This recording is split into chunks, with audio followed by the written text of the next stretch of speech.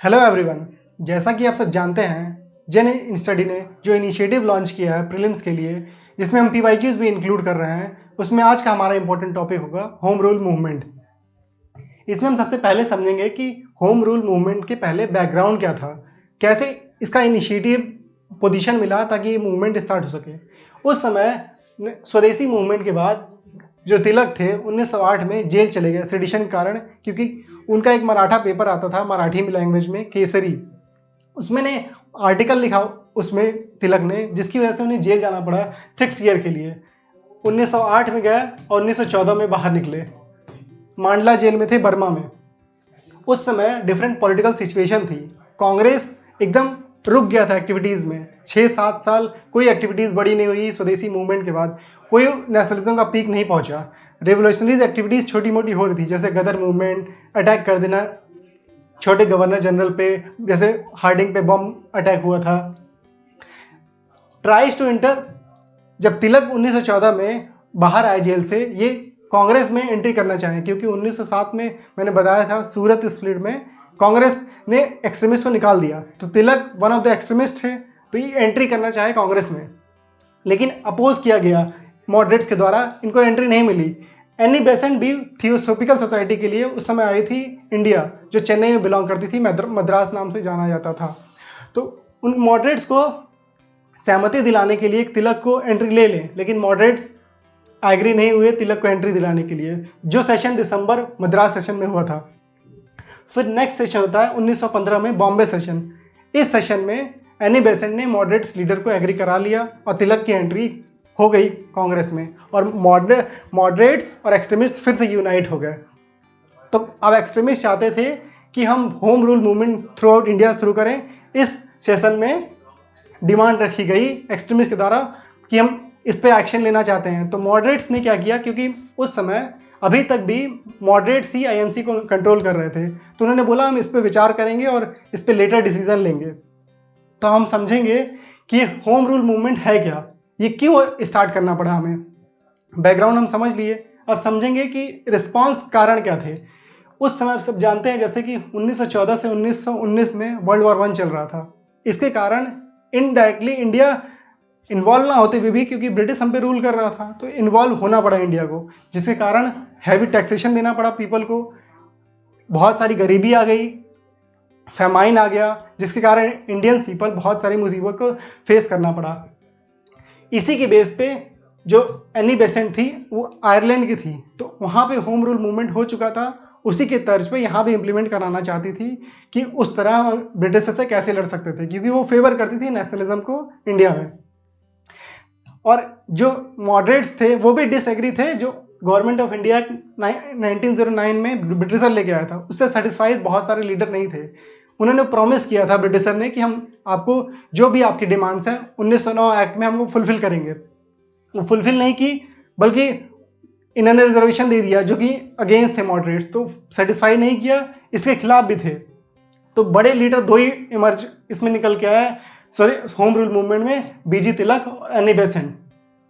हम नेक्स्ट समझेंगे इसका ऑब्जेक्टिव क्या था, होम रूल मूवमेंट का क्या अचीव करना चाहते थे। सबसे पहला डिमांड था, जैसे कि आयरलैंड में हुआ था, सेल्फ गवर्नमेंट, जैसे कनाडा में मिला और ऑस्ट्रेलिया मिला। ब्रिटिशर से ही छीना गया डोमिनियन स्टेटस भी बोल सकते हैं, सेल्फ गवर्नमेंट भी बोल सकते हैं, जिसका एनी बेसेंट ने मेथड दिया, लेकिन स्टार्ट पहले किया तिलक ने। और इसकी मेथड था कि बिल्ड कॉन्फिडेंस अमंग पीपल, जो आम नागरिक था उनको अवेयर किया जाए, उनमें नेशनलिज्म की फीलिंग लाया जाए, ताकि हम कैसे यहाँ से एक्सपेल कर सके ब्रिटिशर को। यहाँ पे लार्ज पॉलिटिकल रिप्रेजेंटेशन अपना बढ़ाया जाए, मास को इंक्लूड किया जाए, तभी तो मूवमेंट सक्सेसफुल हो पाएगा।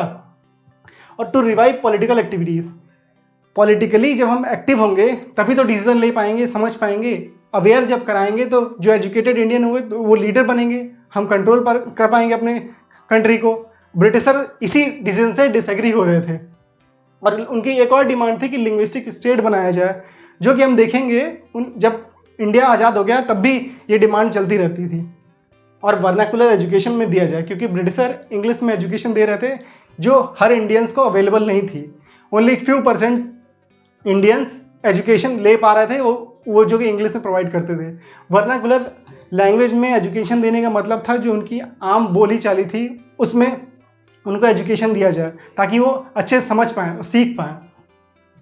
नेक्स्ट समझेंगे कि जो भी स्टेप क्या लिए गया, कैसे कैसे ये मूवमेंट आगे बढ़ा। डेमोन्स्ट्रेशन हुआ, एजिटेशन हुआ, पब्लिक स्पीच हुई। इस मूवमेंट को बढ़ाने के लिए समाज में लोग गए, डेमोन्स्ट्रेट किए, बताया कि कैसे कैसे मूवमेंट आगे बढ़ेगा, क्या करना चाहिए, उसको अवेयर कराया कि इसका हमारा मेथड क्या है। इतने वाइड स्केल पे ये मेथड ऐलान कर दिया इंडिया में कि ब्रिटिशर परेशान हो गए। इसी को देख के एनी बेसेंट को अरेस्ट कर लिया 1917 में। जुलाई 1917 में अरेस्ट किया एनी बेसेंट को ब्रिटिशर ने। इसी रिमार्क में एस सुब्रमण्यम ने अपना नाइटहुड जो ब्रिटिश ने दिया था वापस लेना पड़ा सितंबर में। 3 महीने बाद ही उनको वापस लेना पड़ा। मूवमेंट जो था ये थ्रू आउट द ईयर चला। बाकी मूवमेंट छोटे मोटे कभी होते रहते थे, लेकिन ये था 1916 से 1918 तक थ्रू आउट ईयर चला, जिसको लीड कर रहे थे 2 ही लीडर। इसमें पहला इंपॉर्टेंट थी एनी बेसेंट, जो मैंने बताया कि ये थियोसॉफिकल सोसाइटी के लिए इंडिया में आई थी, जो सोशल रिफॉर्मर भी थी, ह्यूमन राइट्स की लड़ती भी थी, कंपेनर फॉर वुमेन राइट भी थी और नेशनलिज्म, इंडियन नेशनलिज्म को फेवर करती थी। इनका मेथड था कि हम पहले लोगों को अवेयर कराएंगे। इनका 2 पेपर आता था, न्यू इंडिया और कॉमनवेल्थ, जो एनी बेसेंट खुद पब्लिश करती थी। इसी पेपर के थ्रू जो एजुकेटेड इंडियंस थे उनमें अवेयर कराया, इसका मेथड बताया। ये 1914 की बात है। लाइब्रेरीज में पैम्पलेट्स बांटे, जैसे आप देखते होंगे आजकल में जब डीयू इलेक्शन और जेएनयू इलेक्शन आप कभी दिल्ली में आएंगे तो देखेंगे लोग पर्चे निकालते हैं। इसी तरह के पैम्पलेट्स बांटे गए। सिटीज़ में डिस्कशन हुआ, स्पीचेस हुई, मास को गैदर करके उनको समझाया गया कि ये होम रूल मूवमेंट है क्या, ये तक। और इनका एरिया कवर किया गया बॉम्बे और रेस्ट ऑफ इंडिया। और नेक्स्ट इंपॉर्टेंट लीडर है तिलक। तिलक ने ही 1916 में मूवमेंट स्टार्ट कर दिया। ऑल्दो ये पहला डिसीजन लिया गया था, होम रूल मूवमेंट का मेथड बताया गया था एनी बेसेंट के द्वारा, पर इसको इम्प्लीमेंट पहली बार तिलक ने किया। इनका एटीट्यूड था कि ब्रिटिश हम पे डिस्क्रिमिनेट कर रहे हैं, उनके कारण हमारी इकोनॉमिक कंडीशन बेकार हो रही है, हम फमाइन पहुंच रहे हैं, हम पे हैवी टैक्सेशन लग रहे हैं, हमारी और पॉवर्टी बढ़ते जा रही है और हमारा कोई राइट्स भी नहीं है, और हम उन पे जो हम पे वो रूल ला रहे हैं हमको मानना पड़ रहा है, क्योंकि वो हम फिर भी हमारी कंट्री है और वो दूसरी कंट्री के हैं, हमको अपना रूल इम्प्लीमेंट कर रहे हैं, तो इसके खिलाफ हमको लड़ना पड़ेगा। ये समाज में गए और इसको समझाया लोगों को। वो चाहते थे कि इंडिविजुअल अपलिफ्टमेंट हो ताकि लोग अवेयर हो, समझे, इसीलिए वो वर्नाकुलर एजुकेशन को प्रमोट करना चाहते थे। इनका एरिया जो कवर था एक्सेप्ट बॉम्बे, जो एनी बेसेंट ने कवर किया, इन्होंने कर्नाटक किया, बेरार ने किया, सेंट्रल प्रोविंस ने किया और रेस्ट ऑफ इंडिया किया। और reason of movement to fade out, ये मूवमेंट फेड आउट क्यों हो गया? जो होम रूल मूवमेंट था ऑल्दो 2 ईयर्स के लिए बहुत वाइड स्केल पे हुआ, थ्रू आउट ईयर हुआ, लेकिन ये मूवमेंट उतना सक्सेसफुल क्यों नहीं हो पाया? ये not a large scale mass movement, क्योंकि कुछ इंडियंस ही जो एजुकेटेड थे उस टाइम के वही समझ पाया सारा मेथड। जैसे कि तिलक कह रहे थे कि हम पूरे मास को जब तक अवेयर नहीं करेंगे तब तक समाज ये समझ नहीं पाएगा हमारा मूवमेंट क्या है। तिलक इसे समझाने के लिए पूरे मास को वर्नाकुलर एजुकेशन दिलाना चाहते थे, इसीलिए मास इसमें नहीं आ पाया। ब्राह्मण नहीं आए, नॉन एंग्लो इंडियंस नहीं आ पाए, मुस्लिम ज़्यादातर नहीं आ पाए, और सदर्न इंडिया के पीपल इसको समझ नहीं पाए और ना ही इंक्लूड हो पाए इस मूवमेंट में वाइड स्केल पे। और बहुत सारे मॉडरेट्स इससे सेटिस्फाइड नहीं हो पाए। तिलक उस टाइम मूवमेंट के बाद इसलिए वीक भी हो गया क्योंकि वो 1918 में लंदन चले गए फॉर सम ऑफिशियल पर्पस।